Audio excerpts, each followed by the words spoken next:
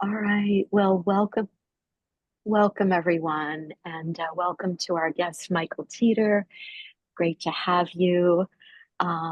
We usually start our calls by doing a round of introductions and just a little bit of sharing before we launch into our presentation. So I usually turn that over to my colleague Perry Sudman from our executive committee at PISLAP, and maybe Perry, when you finish, just say a few words about PISLAP because we have some newer folks on the call, including Michael's first time. So. Sure. Happy to do that. So let's have a go round. Say your name, where you are physically, and what sort of feelings you are bringing to the call today. And we'll start off with Duncan. So I'm Duncan Holloman. I am a psychotherapist and ex-lawyer, and I live in Gloucester, Massachusetts. And what feelings I'm holding are about fall and the end of sailing season and the kind of the shoulder season going into skiing. Welcome. And I should call on the next person. Do you want, or do you want to do that, Yeah, Perry? no, go ahead. Popcorn it. That's fine. Popcorn it. Okay. So how about Maria? I don't know you, so welcome. Is that Marya?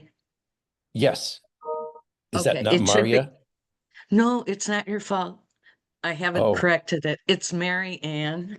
My name is oh, Mary Ann Fry. No, you wouldn't know that. I am delighted to be here. I am a PISLAP member AWOL for like the past 5 or 10 years. I keep getting invited and I've never had the time to be here. And I bring such gratitude for what you do. I bring a unity of being and calling, and I am just really delighted to have the time or presence, whatever it is, to finally join you face to face. So thank you for inviting me. I'm in Milwaukee, Wisconsin. Fall is beautiful. Okay, popcorn. Pick someone.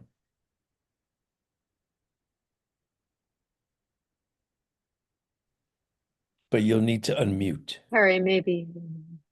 Sorry. Nanette, do you need introduction or should I go to No, someone else? I can go. I can go next. All right. That's fine. Hello, everybody. Nanette Shore. I'm here in New York City in my office, my work office, and I bring uh, anticipation to this call. I'm very interested in the work that's being done by Micheal and bringing it to the PISLAP community. And I think it's very important and deeply needed. So I'll go over to Bruce Peterson.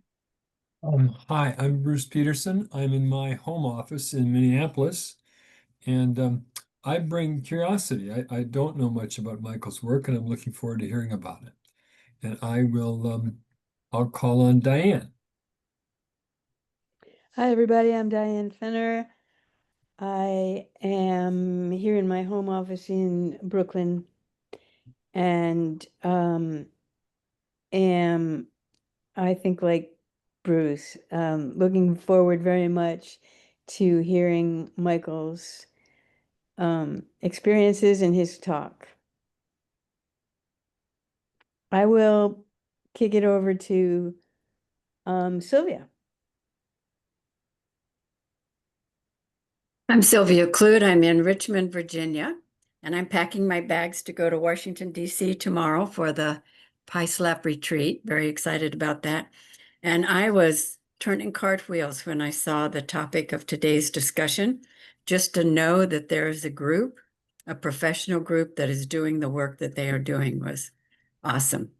So thank you. I'm looking forward to the presentation. Call on someone, Sylvia. Oh, Rebecca, have you gone yet? I have not. It's so nice to see everyone. Rebecca Vallis. I am zooming in from Washington, D.C. I'm in the social insurance library within the National Academy of Social Insurance, where my day job takes me. I share in the excitement Sylvia was naming about being with a lot of PISLAPers this weekend for the retreat, and grateful for the presentation being set up today. Perry, can you help me with who hasn't gone yet so I can do my popcorn part and not screw it up?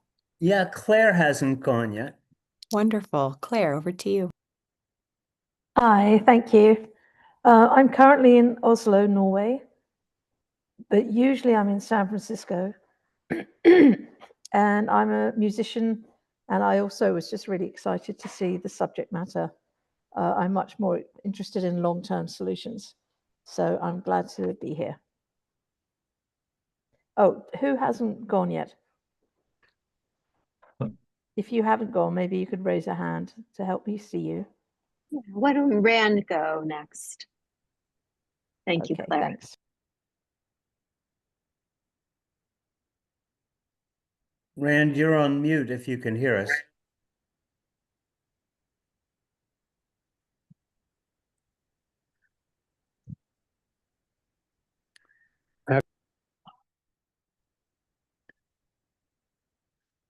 Can you hear me?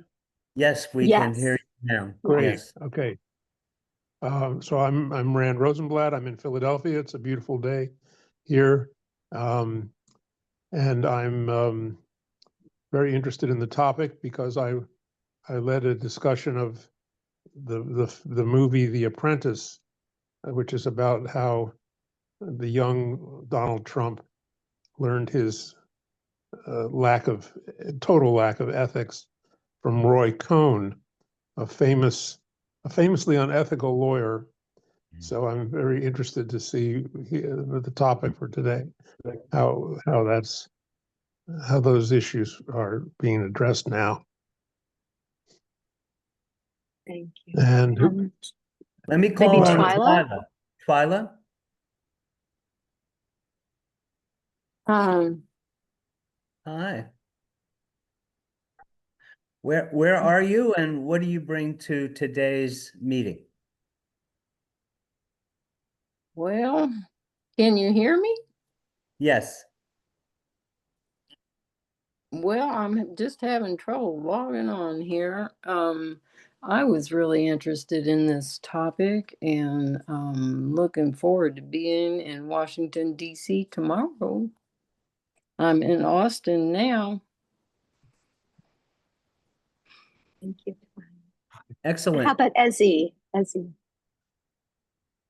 Hey, good afternoon. What's that?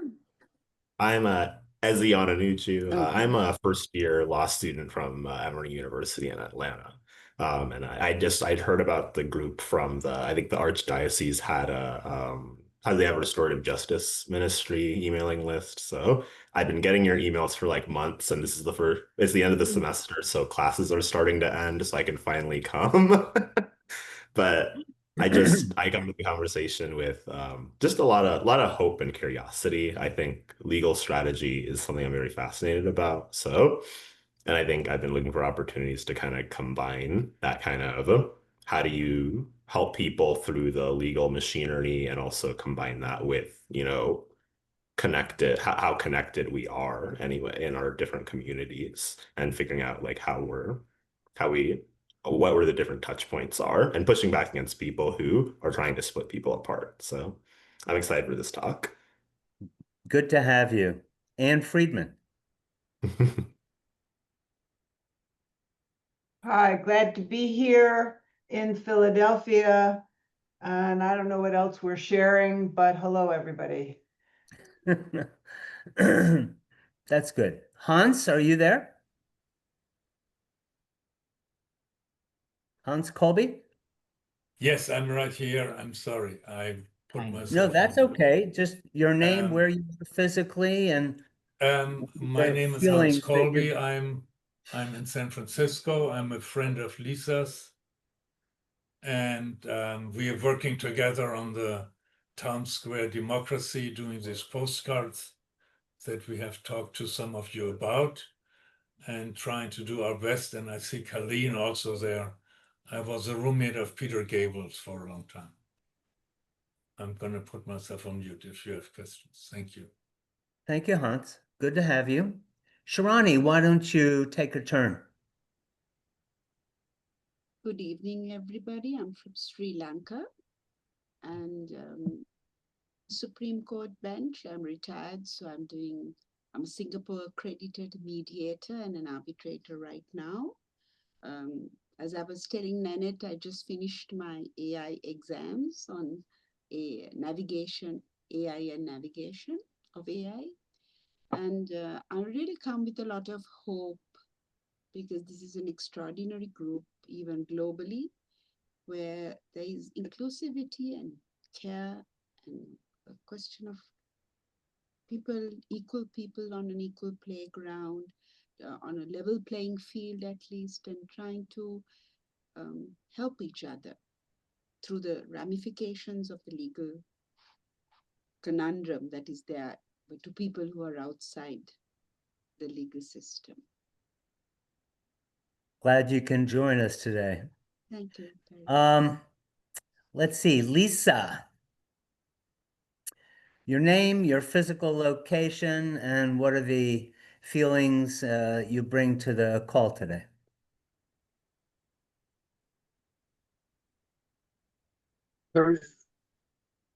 Lisa, Oh. you're muted. Lisa, you're muted. Hi, good morning. When you asked what did we bring to a call, first of all, I brought Colleen O'Neill, another practitioner of justice. And secondly, I am preparing to go to a PISLAP conference, and I'm a bit maniacal in that regard. And so that's why I was running around when you were introducing me. Hi, everybody. Hello, hello. I think everybody has gone except myself. Lyle Baker. And Colleen. Hi And there. Colleen, sorry. I apologize for arriving late and leaving early because we have a faculty candidate I have to go see upstairs. But I wanted to say I appreciated you all doing this, and I saw it was being recorded, so I hope that there was an opportunity to listen a little bit later. And if I can listen without being disrespectful to our candidate, I will do that quietly. So I will disappear from view and be muted, but I will be hearing you as well as I can. Good to have you. Anybody else hasn't spoken? Except myself and Colleen O'Neill before you, Perry. I don't even see Colleen. Yeah.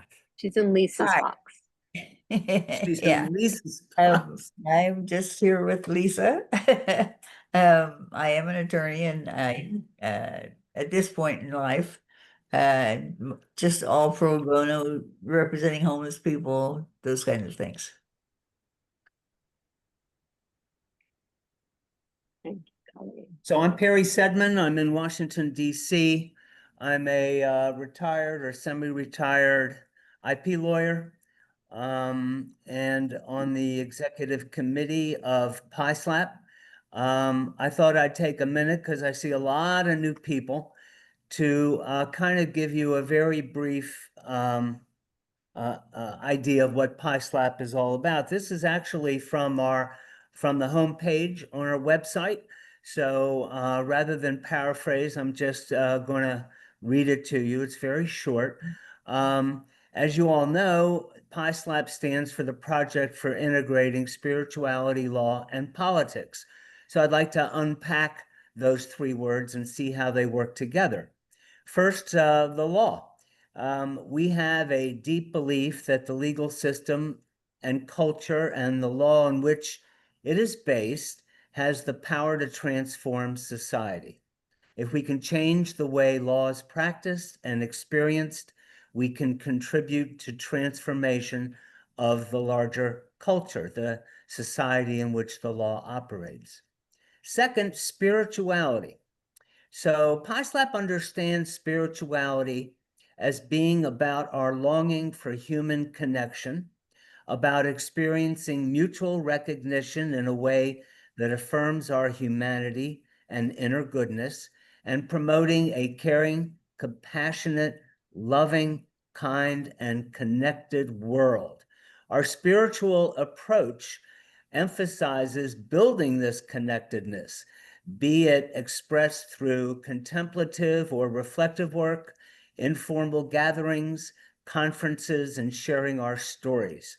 We aspire to achieve what we call mutual recognition, which is to truly see each other as a way of being in the world. Finally, politics. This is one of the main ways that PISLAP differs from the many other groups that focus only on the law and spirituality. And the thrust of it is that if citizens can see in a public space changes in socially relevant areas that can enhance their ability to feel connected, cared for, heard, and justly and equitably treated, they will support them. And through the political process will urge their representatives to pass new laws that reflect and embody those values. So in a sentence, PISLAP wants to bring about a spiritually informed approach to law and social change by integrating changes in the law brought about by political action in a way that emphasizes our connectedness and our inherent desire to move towards living in a more compassionate, caring, and loving world. So and if you'd like to be a member, our lovely website is spiritlawpolitics.org, and there's plenty of information about the organization, and there's a membership box where you can join for very reasonable dues. So I'm going to pass it back over to Nanette. Thank you, Perry. Thank you for explaining that. And Michael, this is a sort of a... So I'm sorry, can you put this into the chat or something, the website that you just read out? Oh yeah, I'll do that. Okay, thanks. Sure. I'm sorry now. Yeah. So Michael, this is our PISLAP way of welcoming you, showing you our community, and we're looking forward to hearing about your work. I know I sent a write-up, so I think everybody knows generally what the subject matter is. So I'm not going to give a long introduction, but just to say thank you for joining us and for taking some time to talk with us. And we look forward to having dialogue with you after you've spoken. So over to you, Michael. Well, thank you, Nanette. Thank you for everyone for sharing a little bit about yourselves. I appreciate that very much. It's hard in an era of Zoom calls to feel connection, and so I appreciate when groups take a moment to allow us to kind of engage in the ways that maybe we're missing if we're not getting to be in person with each other. I will tell you briefly then, to honor the approach that you took, a little bit about myself and where I am and what I'm bringing, and then I can give you some background. I generally prefer to save as much time as possible for discussion rather than just presenting, because I think it's I get more out of it if we're getting to have a conversation. So it's selfish in nature, certainly, but it's also recognition that I think as a community, it's better to hear than to speak sometimes, and I like to get to hear as much as I can as well. My name is Micheal Teter. I am currently based in Salt Lake City, Utah. I was born and raised in Southern California, and will be heading back there permanently at the end of the school year. I bring hope to today's call for a variety of reasons. One is that it's amazing opportunity to speak to a group that has people who are just now blossoming in their career as a first year, and also lawyers who have spent decades, it sounds like, working in the law. So it's wonderful in that respect. I also got to attend my 6-year-old's school performance today, so that also brings a lot of hope to the table when sometimes it's otherwise lacking. Right, so I'd like to just tell you a little bit about our group, and what we do and why we do it, and our thinking about the world, both in terms of the law and politics. And I think to start requires kind of a little bit of background about where I come from and what organization preceded the Legal Accountability Center, which is the organization I run now. I've been a lawyer since I graduated in 2002. And before that, I was deeply involved in politics as a young kid, volunteering whenever I could, and had always kind of wanted to be in both the the politics and legal world. So even after I went to law school, I then left law and went and worked on political campaigns. I then left politics and went back to law firm, and then I went into academics and taught at law schools and undergrad institutions for about a decade before I missed too much the practice of law and wanted to get back into finding a niche for myself in a more fulfilling, what I considered a more fulfilling way, which was civil rights litigation in a state like Utah that didn't have a lot of civil rights lawyers that were doing that work. I was then recruited to run a project called the 65 Project, and that is the organization that preceded the Legal Accountability Center. And the objective there, we founded it in 2022, and the objective was to bring accountability to the lawyers who had sought to overturn the 2020 election. So we launched in 2022 with the objective of filing bar complaints against lawyers who had sought to subvert what we consider to be subvert democracy. And then also probably more importantly, but as a long run project to get the legal community to think differently about professional obligations, the rules of professional conduct, to work with bar associations across the country and the ABA as well, to think about ways to reform the rules to kind of create more democracy promoting expectations for lawyers and ensure that in the future lawyers were being taught about their responsibilities to the community and the role that they play in promoting and protecting both the rule of law and democracy. We filed a number of bar complaints that have led to their being disciplined against lawyers, and we think that in addition to that, just the effort itself had created a deterrent effect that we were hoping we would achieve.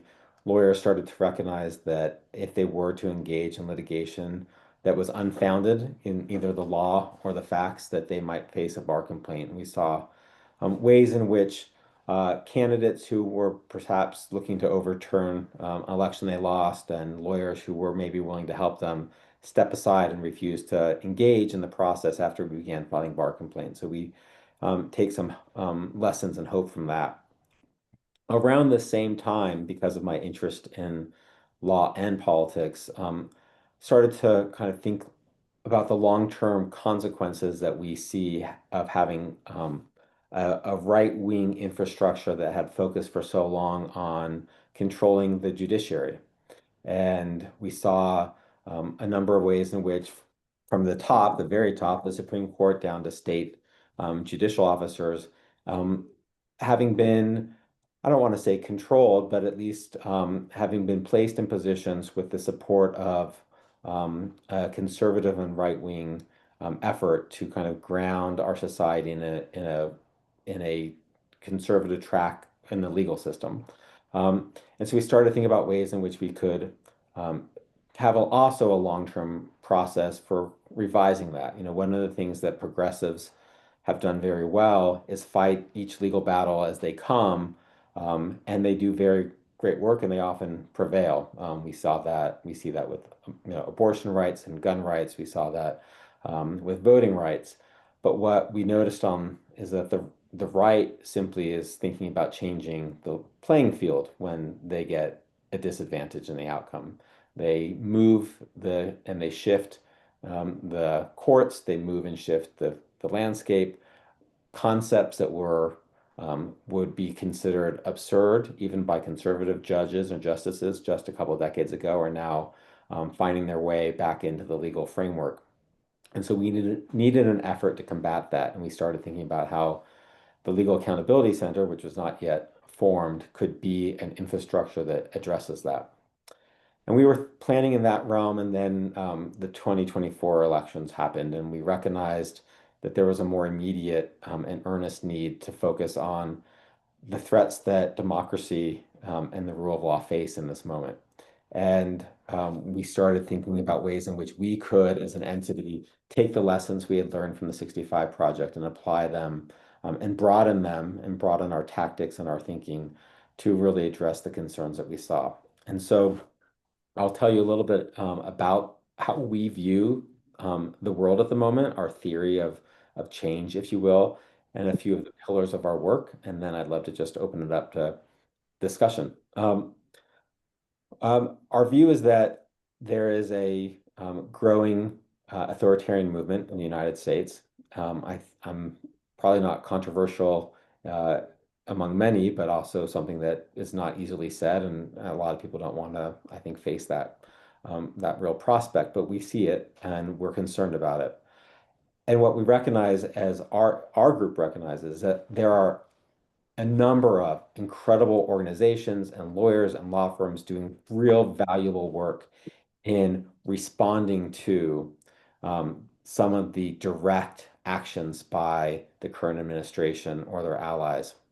If Lisa Page at the Fed is fired, there's a great law firm, a great lawyer who's going to help her with that. Or if FBI agents are being dismissed because of political reasons, or if we're having, a government shutdown and there are people who are being furloughed or unpaid, there are going to be lawyers who are addressing that. But what we see and what we saw was a gap. There weren't a lot of organizations that were thinking about how to go on offense in defense of democracy and the rule of law, which is to say, to not wait for the action that you're reacting to, but to instead think about ways to bring the fight to the administration, and more importantly, quite frankly, to other outside entities and organizations that may otherwise capitulate or acquiesce to what we consider to be unlawful demands by the current administration. And so we decided that as a group, we weren't going to convince a collective of authoritarians or authoritarian allies to not engage in that conduct. We weren't going to be successful if we were suing President Trump or his administration or people within his administration. Where we decided to focus our efforts were on the peripheral organizations that are necessary to ensure the survival of the rule of law and democracy. The reason that authoritarians attack the judiciary and the legal system and lawyers is because they recognize that without a court system and a legal system to stop them, they have nothing really left to fight against. So they attack the rule of law, they attack the justice system, they attack lawyers because of that. And we need to create and buttress the scaffolding around the legal system to promote the rule of law. And so our theory is that we need to do two things. One is we need to ensure that those entities and organizations that are willing to be backbones of the rule of law, pillars of democracy, are supported, that they have legal minds behind them, that they have groups that are willing to focus and bolster them and support them. And then the counter to that is that groups and entities, organizations, institutions, whether it's a university, whether it's a law firm, or other nonprofit organizations, that would decide that it's easier to acquiesce and give in to the demands of the Trump administration, that we need to make it harder for them. We need to create a different risk analysis for them. We need to demonstrate to them that there are consequences for allowing the backsliding of democracy. And so our pillars of work, I think of them as kind of threefold. One is that we focus on holding lawyers accountable, professionally accountable, if they are willing to support the Trump administration's what we consider to be illegal efforts, if they violate their rules of professional conduct by disregarding court orders, by misrepresenting facts to the court, or by entering into agreements with the Trump administration, as we saw several law firms do. So we hold them accountable through bar complaints, but we also consider other mechanisms. We think about litigation against law firms. We think about litigation against lawyers who maybe have been violating their rules of professional responsibility. The second is in imposing consequences for the organizations that have capitulated, that have acquiesced. I think about this in terms of groups that have made in the past pledges, whether it's about DEI, whether it's about climate change, and are now retreating from those pledges, not because they agree with the Trump administration on principle, but because they are deciding it's better to acquiesce and to deal with an unhappy or angry left than it is to face the Trump administration head on. So we want to make sure that they're having to refocus their analysis by imposing some consequences on those institutions and groups. I can talk a little bit more in the discussion about what we think about as ways to do that, but that's one of our pillars of work. And then the third and final is that we recognize that disinformation, deliberate misinformation, is really threatening democracy and the rule of law. I mean, the underlying notion that we can no longer have a set of shared facts makes it impossible for us to really understand each other and what's happening in the world. And so we also focus on the engines of disinformation. We filed we filed defamation lawsuits against groups who represent individuals who have been defamed or otherwise have had attacks instilled upon them. I can talk a little bit about some of those efforts. Some are public, so I can talk about those. Others are not, so I can't talk about them. But we are thinking about ways to focus on those engines of disinformation and to bring accountability to them through various forms of legal actions. So that is in a nutshell what we do and where we come from. And from that, I just would really like to open it up to questions and further conversation.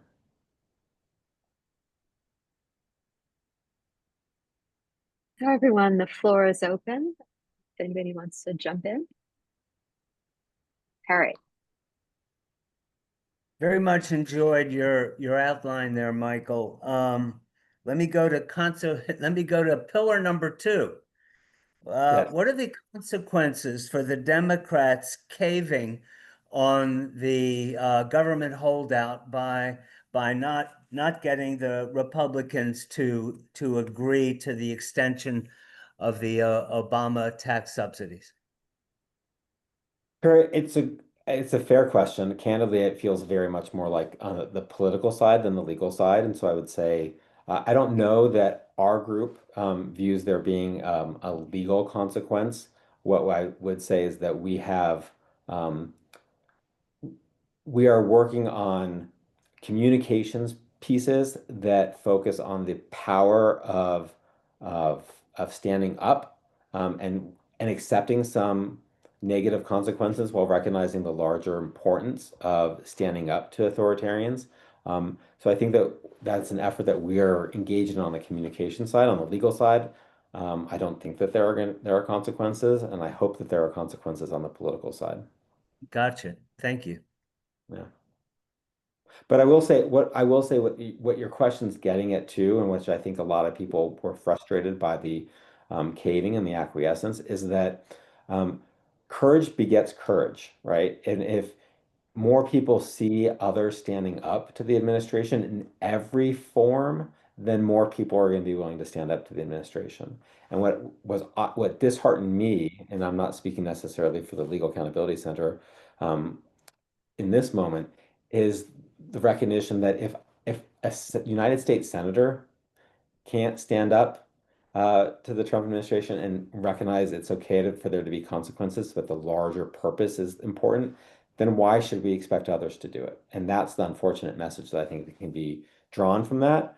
I know that they have other answers to that, and I respect them, but I think that's one of the concerns I have. Bruce?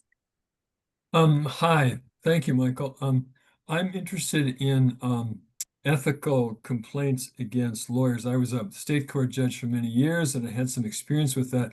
Can you give us some specifics about just scope? How many complaints have you filed? What success have you had? Is an outside group? What are the limitations for who can file an ethical complaint against somebody who just, reads the pleading or sees something in the news? It's a great question. I will go back to our 65 project days to kind of also fully answer the question because bar complaints were largely our main tool that we were using. There are a lot of difficulties with outside groups or anybody filing a bar complaint. And one of them is that the bar system, the disciplinary system, first of all, is different in every state, although there are many similarities, so you can kind of maneuver around them. But our disciplinary systems are not set up to address the kind of actions that we were bringing, which is to say, the bar disciplinary process for those who are lawyers or have been lawyers know, they're used to things like this lawyer's stole the money from a trust account or didn't account for their trust account very well. Lawyers, not good to sleep with your clients, and those were the kind of disciplinary measures that, or there were criminal acts by the lawyer that get them disbarred. And I think as a lawyer, before I became a 65 Project managing director, my favorite part of the Bar Journal every month was going to the disciplinary section and seeing what people were getting disbarred for. It was never anything that was about trying to overturn elections. It was never about not using your role as a lawyer to appropriately protect democracy. And so we had just an initial difficulty, Bruce, in what the disciplinary system thought its role was and what role it should play when this new kind of emergency was having to be addressed. So that was one of the difficulties, and they don't have within their systems the resources to really tackle and investigate a lot of these claims. One example is on one day we filed, I think, 10 bar complaints in Pennsylvania. Our bar complaints were not just 1 page or 2 page. Each one was about 25 pages. And the bar disciplinary office that received the complaints called me and said, we haven't gotten 250 pages of bar complaints in a year sometimes, let alone on a single day. What are we supposed to do with this? And the answer was investigate. So that has been a challenge. In addition to that, bars, as you may know, are also under great attack right now as an institution. There have been a lot of challenges to mandatory bars on First Amendment grounds, largely from organizations and individuals on the right who don't like bars engaging in the legal or the legislative system, particularly, or in politics. And so bars were already worried about being perceived as addressing political claims through the disciplinary process. So those were some of the difficulties we faced. We have filed between the two groups, Legal Accountability Center and 65 Project, about 95, maybe now a little over 100 bar complaints. Most of those have sat and continue to sit in black boxes. We are not apprised of what is happening. We don't know what is happening. And so we have to kind of regularly ask, and we often are told that they can't tell us. There have been a number that have been dismissed. Those that have been dismissed are largely done so because they view the complaints or the acts of the attorney as being outside of the legal profession necessarily. For example, we filed bar complaints against any lawyer who participated in the fake elector scheme. And the response we got primarily was that, well, they weren't acting as lawyers, they were acting as individuals, so we're not going to engage in an investigation and discipline them for that. We've seen successes, though. And you've read about many of them. John Eastman, Jenna Ellis in Colorado, obviously Rudy Giuliani, Jeffrey Clark. We weren't involved in all of those, but several of them. Sidney Powell was momentarily going to be in trouble, but she successfully appealed it because the Texas bar had messed up the process. So we've seen some successes there. What I mentioned in my intro is still true. It's hard to measure the success you have when you just prevent somebody or dissuade somebody from engaging in some conduct, but I think that there have been some tangible ways that we can assess that. We've seen Carrie Lake, for example, when she ran for governor in 2022 and sought to contest her election, her loss, said that she was having trouble finding lawyers because of our group and because they were afraid of facing discipline. So we've had those successes. Our moment has shifted. We are no longer really focused on election-related lawyers, or we've expanded our scope to now focus on lawyers who are representing the government currently and engaging in ways that seem to be detrimental to the legal system's integrity or violating the rules of professional conduct, or typically both. And so we filed against lawyers that misrepresented facts to tribunals in cases that you know about, but you don't know the names, right? Consumer Protection Financial Board litigation around the firing of lawyers there, or staff there. Lawyers filed affidavits that the court said were not accurate, not trustworthy. So we file against them. We filed against Todd Blanche. We're filing against the high-profile names as well, Ed Bove. But we are trying to focus on lawyers who are, quite frankly, career lawyers. And we've done that. And it's not a fun process, but we've done it for two reasons. One, we want to make sure that lawyers understand that even if you're a career lawyer and you're not the high-profile name, we're watching, and you have an ethical obligation. You can't just simply do what your supervisor says and think that you can escape consequence. But more importantly, as I talk to lawyers who I know within the legal system and often within the U.S. attorney's offices, what I hear is to keep filing them because it gives them a reason, a little bit of a backbone, a little bit of support, like I was mentioning, to be able to point backwards and say, I can't do that because if I do that, I'm going to get this bar complaint. I might be disciplined. So we're actually seeing that there's some benefit to us filing them against the career lawyers for the other career lawyers who can then use that fact as I don't want to say backbone. I think they have it anyway, but a little bit of support and explanation for why they're not going to just acquiesce to unlawful demands. So that's where we are at the bar complaint, and we're always looking for additional support in that work and also to be monitoring litigation so that we know where and when we should file. Thank you. Yeah. Michael, I see 3 hands up. Unfortunately, I didn't see the order. So maybe Heino, then Ezzy, then Duncan. Yeah, I want to make it short. I really want to talk more to you, Michael, and that organization. It gives me a lot of hope, the way you spoke. Did you read from a script? It was amazing. You spoke without ums and ahs. You've probably given that speech a few times, but it is really great. It is really wonderful. And we in San Francisco, Lisa and a bunch of others, we gotten together to which is kind of the other side.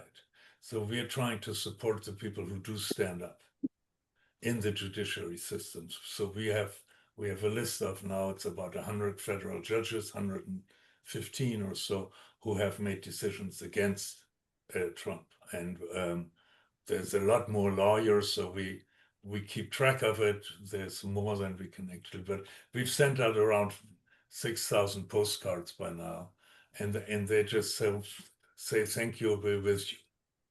And they're sent out from various places. And I just find it very comforting because we feel sometimes we should also point out the people who are not standing up.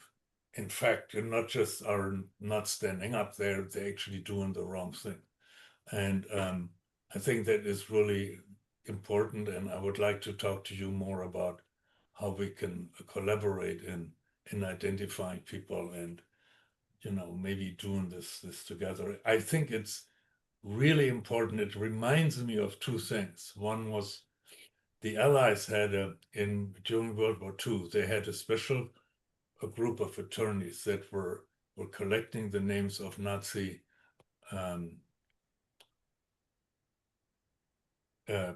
people, Nazi administrators, Nazi guards who were persecuting and committing crimes, and they were waiting for the end of the time, and it did have an impact. Yeah. During the Cold War, when I was in law school, there was an organization that was watching the crimes at the wall from East Germany, where they're shooting at people that go across the border and incarcerating people. And we need to do that. We need to have that kind of a guard, even if it takes 5, 6 years, 8 years of crimes being committed. People need to know there are consequences. I think it's really important to keep that eye, because right now we're always appealing to think of your grandchildren and your legacy. Well, also think of yourself in 10 years or think of yourself in 6 years. This is not going to last forever. And then you're going to be sitting there and we know who you are. I think that is a really important aspect. Thank you.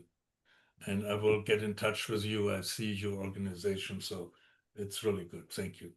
Yeah, thank you. Thanks, Hans. Ezzy, I think you were the Ezzy? next. Yeah. Hi, Michael. I just want to say thank you again for being here. This was extremely exciting to hear. I really enjoyed hearing about you guys' theory of change anyway. It really resonated with me. I think I did some research in undergrad on especially civil society in America and kind of this sense that civil society organizations have been stripped of a lot of their like political clout anyway in lieu of more power with for-profit institutions. And so, people are more disconnected than ever. The private sector lobby has grown. And I think 2025 kind of represents this sort of making good on the loss of that check on kind of big money power. And so I think I'm really curious about the aspect of your organization that's about providing nonprofits and other organizations with legal minds willing to go to bat for them. Because I think a big part of my career is my hope, anyways, to empower nonprofits and people power groups, human flourishing organizations as this essential pillar of our democracy. So I'd love to hear more about that. I've talked to a few organizations like the Pro Bono Project that kind of serve that role of offering nonprofits lawyers to help out with whatever they're up to. But Yeah, I'll tell you a little bit about it. I can't go into a lot of specifics, but I can say, what we've seen in the last, few weeks, but also the last 10 months has been a willingness on the part of the Trump administration to attack any institution that it perceives as a political enemy.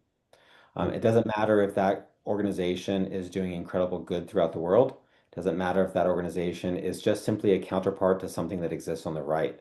If you are if you are in any way perceived as not aligned with the Trump administration, then you are an enemy, and you are not permitted to do what you're doing. And we've seen a lot of extraordinary groups be attacked in within that realm, in that frame of mind. And so what we've done is reached out to groups, and we've had groups reach out to us to help them determine what legal resources they have, what ways in which they can respond, and then also to do our own research on behalf of those groups to identify the ways in which lawyers are helping orchestrate the attacks that they're facing and find ways to bring those lawyers to account for the work that they're doing. So that's the ways in which we are kind of engaging to support organizations. And and some of these organizations are small and some are enormous. And what's incredible about that to me is the recognition that each one of them has their own sense of fear that they bring to the table, right? Because you don't know, you can think that everything will be okay, that your groups will support you, that your funders will support you, which is of course extraordinarily important to smaller nonprofits, or that there'll be law firms that will come up and stand up for you. And often they're not. Often they're left alone. Nobody wants to help and support the organizations that are being investigated or attacked, because if you help them, then you're just going to be setting yourself up for the next attack. So we are engaged in that. We're trying to provide that service, and we're kind of focused on that. That's really cool to hear. I'm glad this work's being done, honestly. So thank you. Yeah.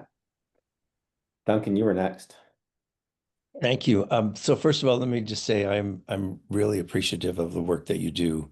And I wanted to ask a more general or maybe simplistic question about how you see the ethics here, because it sounds like you see the violation of certain ethical principles, like submitting false information to a court. That part I get. It also sounds like you have an affirmative obligation to do things that they're not doing.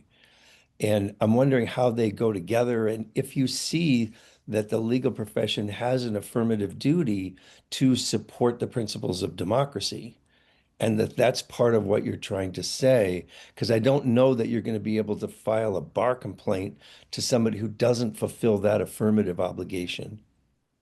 It's a great question, and I should distinguish between the types of actions we take in furtherance of those two kind of different but important and linked understandings. You're 100% correct. If we see a lawyer violating a specific duty by taking a specific action that violates a duty, that's something that's complainable, right? That's something that we could bring a bar complaint against. This lawyer filed this or this lawyer misrepresented facts, or this lawyer has, in the case of Jenna Ellis, gone to state legislatures and lied in furtherance of this cause. That's an action that we can take.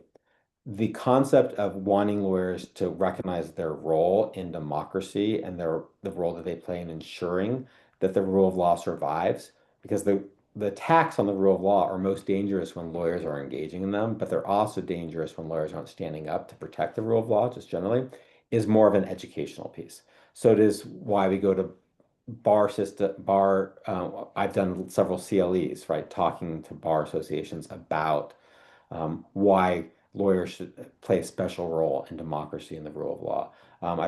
We've talked about ways in which we could have rules that are focused on at least explaining in more concrete detail than currently exists, the role that lawyers should play in democracy.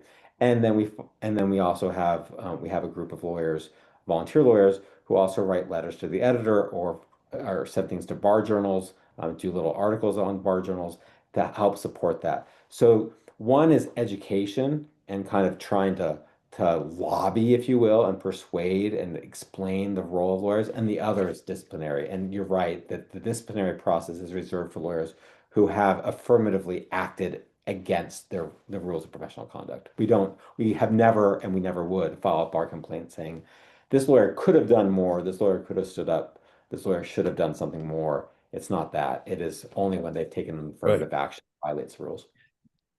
Thank you. I just wanted to follow up by saying that within the psychotherapy profession, there is this notion of the therapist citizen, right? And it's like lawyer as citizen, which is a bit different from being a hired gun, right? Just simply doing what it is that somebody pays you to do. And the notion of lawyer as citizen, I think, is really sort of fallen into disrepute. We don't have that same sense, I think, within the profession that there are certain affirmative obligations as a citizen. But that's right. just that's my soapbox. Yeah. Lyle, I think.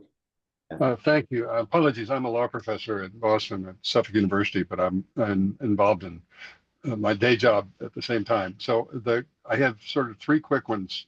Maybe the answers will take longer. First, I recall that from a long time ago, the federal court has a rule about making sure you don't file frivolous complaints, and I wasn't sure whether that is an avenue that's available. The second question relates to the political side that you spoke about, involved in political campaigns, whether in fact that's am I still there? Yes.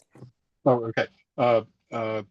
Because I also serve in a local city council in my community, but my sense is that there is an opportunity in the long game to ask people to run for office and serve and beginning at the local level. And so those are the two questions I had, at least for the moment. Great, That's not your current focus, the second one, I know, but it's part of the group's focus, I think. Yeah. Well, let me at least start with the first question. Yeah, the federal court and state courts have requirements for lawyers. It's Rule 11 for the most part, but there are other statutes. So you can't file frivolous complaints.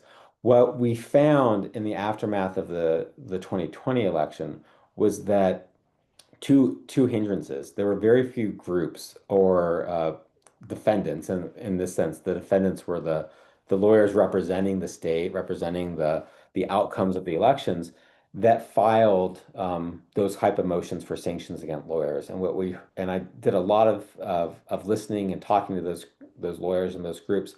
What I found was two hindrances. One, they often represented governmental entities, the city or the state for the most part. And those cities and states had rules that prevented lawyers from seeking discipline or sanctions against other lawyers without going all the way up the chain to the attorney general asking for permission to then file a motion for sanctions.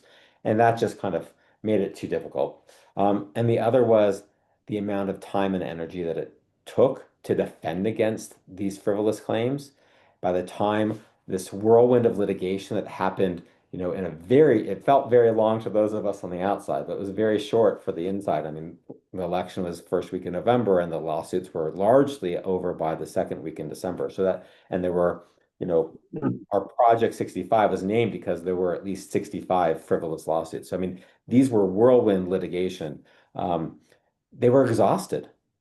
They didn't, they had just spent 20 hours a day for the last month working on these cases. They hadn't seen their families.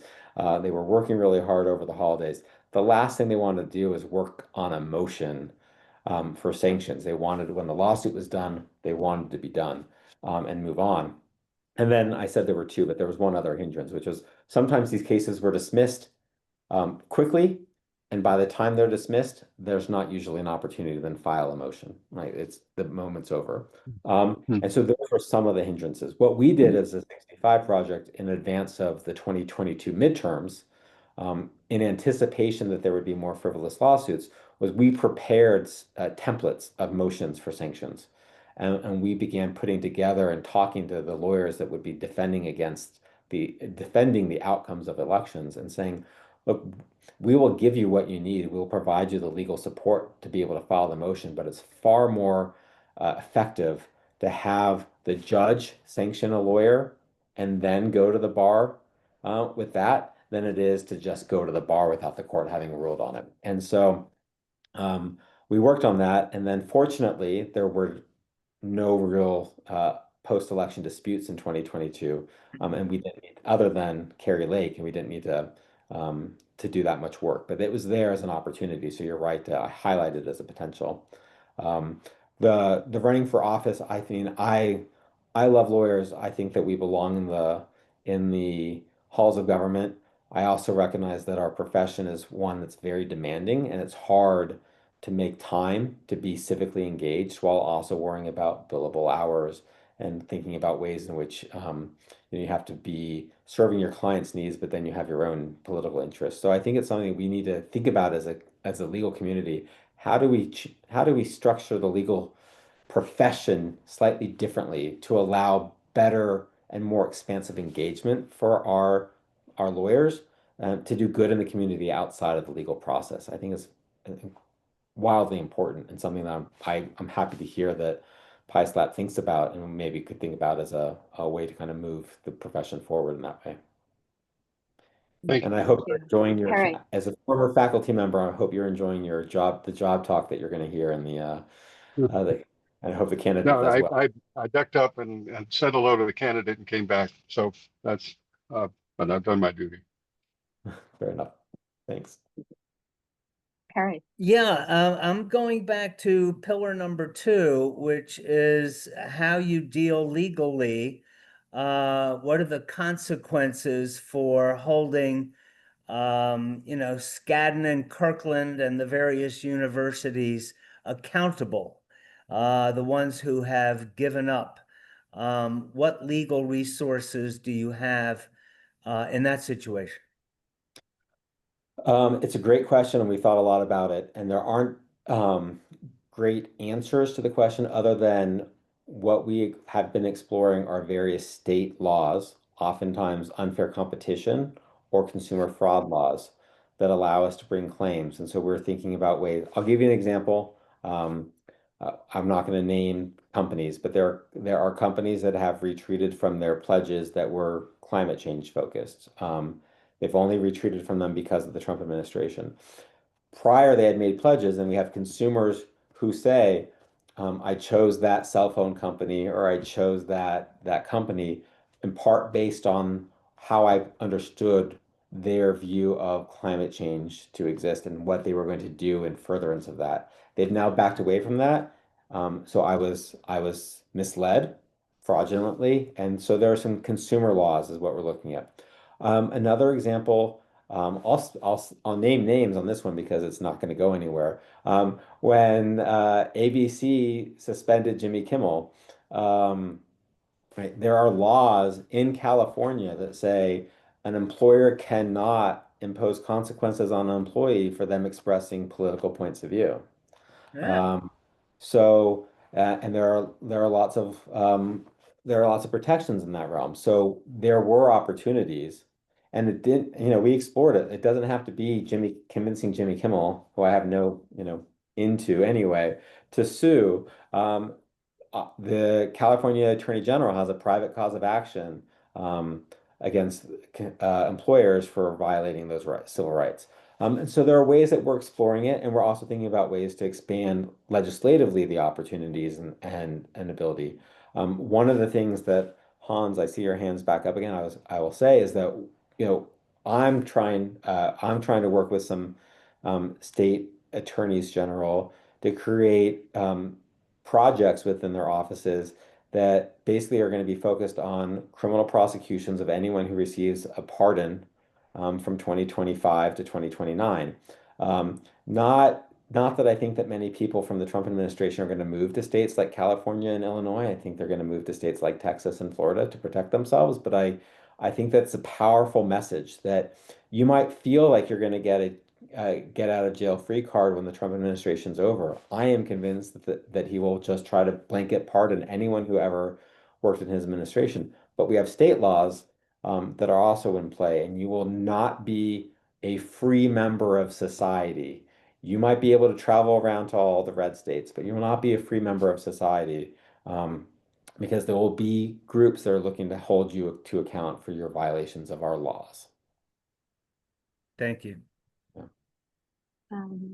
I know, and then Shirani. Yeah, I just wanted to say thank you for acknowledging that. I mean, some of you probably can imagine that I've thought about this since I'm 15 years old, basically 16 years old, with the history we have in Germany. Could you talk a little louder, Hannah? I should speak louder? Yes, please. Is it better now? Is it better? A little. Yeah. Well, I can also yell. I can speak very loud. So thank you very much for acknowledging. I've thought about it for 40, 50 years. There are two aspects on it. One is we know the intimidation that by setting an example that Trump produces. And we have to do a similar thing. We have to tell people these are going to be the consequences, and we have to be proactive in that. We cannot only be defensive. The other piece, and I really agree with you, the other piece where I would like to, and that extends to judges, by the way, and we should have a separate conversation. The Polish judges have a big problem now because the autocrat they had in power for about 8 years put in about 500 judges. And we will have the same problem when Trump is gone. We will have judges in place who are incompetent, and not just incompetent, but they are partial. They're not democratic. And with this, it's not an easy problem to deal with. And we can talk to them how they do that in Poland. And it's actually really good. They're very smart people. So what I was interested in is this matter of acknowledging facts and truth, because this is kind of the underlying platform. This is the ground for us where we can even work. We can't work if we don't agree on facts. And I think this is something we need to really put our heads together. This is not just social media dealing with social media. So a few aspects would be caricatures, but so we're trying to reach out that the Republican heads of the district in San Francisco and the Republican head of the Democratic Party in San Francisco can agree on the defense of an independent judiciary. So I'm thinking of funny postcards. Democrats and Republicans agree that the sky is blue when there are no clouds. Just simple, very simple things. We can't even agree on anything. And if we can't agree on facts, we don't have a judicial system. We don't have a respect of law. We don't have anything. And that's really important to get there. Thank you. Yeah, thanks.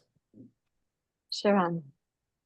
Thank you, Michael. You gave an excellent speech. I thought most of it was very cogent, it was relevant and very focused.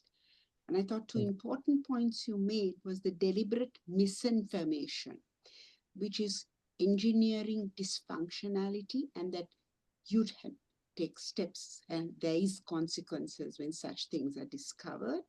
And the second is about when orders of judges are blocked, and then you have, again, action is taken about it and there are consequences.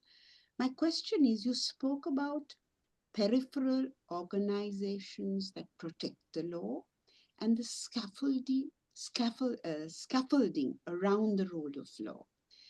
Now, is there any agency from the spiritual part of this, the surrounding aid organizations around you, which can give you any supportive, especially for people, perhaps they need a lot of spiritual support at this time, because there's a lot of what is right and what is wrong in the world. And is there anybody trying to work through that? Because that will be more inclusive of the larger community apart from the lawyers and the legal people? That's a great question, and the answer is I'm not aware of any. Now, what I will say is that there have been a lot of mental health professionals and groups that have sought to engage with nonprofits, for example, that are being targeted to provide their workforce with supports, both because there's challenges around funding, but also because there's just a lot of emotional and mental well-being consequence to being subjected to the world we're in right now, but also to being a subject of attacks and target. And I think that some of those groups incorporate within their approach,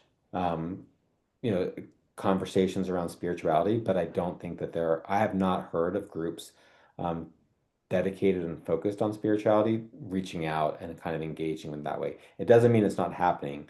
It just means that we're not viewed as a group that the group would reach out to and support to support. I don't know. I haven't heard of other from other groups that are similarly oriented towards us, having heard from those kind of groups as well.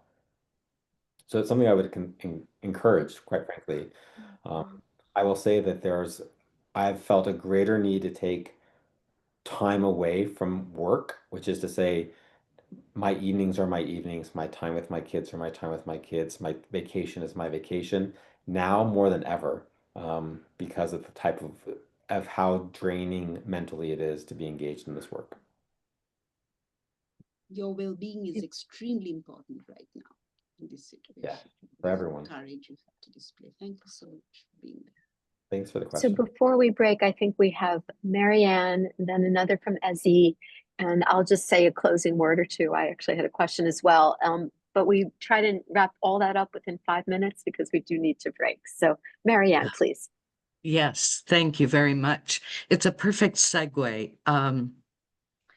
I wanted to, I forgot to say that I brought to the table my oath that I took as an attorney, just showed up. I think I got my bar results in another lifetime. And I read that periodically. And what arises in me is, I think what arises in anybody that came to this call. I'm just affirming, Michael, that there is something invisible called consciousness, and that is indivisible. The Constitution is a part of that. It's a living reality. I bring the spiritual reality of that support to your organization, to this. I left the practice of law 20 years ago. But I also have a calling spiritually. I am not a group. We don't organize in groups, but we recognize the call. We feel the presence and appreciate it. And I just wanted to affirm that unity of being is really indivisible. And from that place, all of these things are coming up. And so for me personally, it's an absolute joy to be in the presence of people that have the courage to live from that place, regardless of what the heck is going on in the world. Well, thank you. To And I have stand in that truth. Thank you. You're in Milwaukee, And right? take time off. Yeah. With your kids. I do. You look like you're in a place that's very similar to where my uncle used to live on Prospect in Milwaukee. I just like his. Oh yeah, I'm in the other side. It's a great city. It really is. Very cool. So Thank you. good to meet you. You'll be in our prayers. Thank you. Yeah. Ezzy, you have the last Thanks. question here. aside from me. Thank you. I don't mean to steal your question, Annette, No, you're not but stealing any questions. That's but fine. yeah, but I just wanted to say, like, I think it's a very good question 2 questions ago about the role of spiritual institutions in this fight, because I think that I went to a conference at the School of Theology here that they were hosting at Emory on the death penalty and like kind of pushing back, trying to repeal it and in Georgia.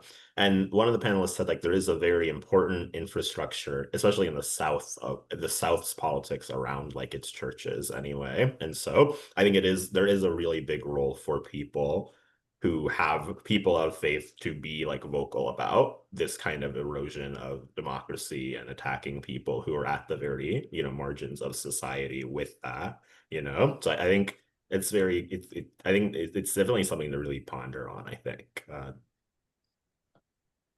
Thank you for that. Sorry, And I would just I guess say it wasn't much of a question, but it's important. I mean, questions come in different forms, and sometimes comments are as thought-provoking as questions. And I think that as you were saying that, thinking about how people on the left are often very concerned about kind of conversations about spirituality and religion, and we don't need to shy away from those because justice just as often comes from spirituality and our religious background. And I was actually thinking, as you were saying, and talking, that Puritans and Pilgrims came precisely to escape a king and for religious protections. And so, not to say that we want to create a theology here, and certainly not, but it's important to recognize and not shy away from the conversations and the important role that spirituality plays in forming who we are as a society, and the importance that it plays in making sure that we're a whole society in every sense of that word.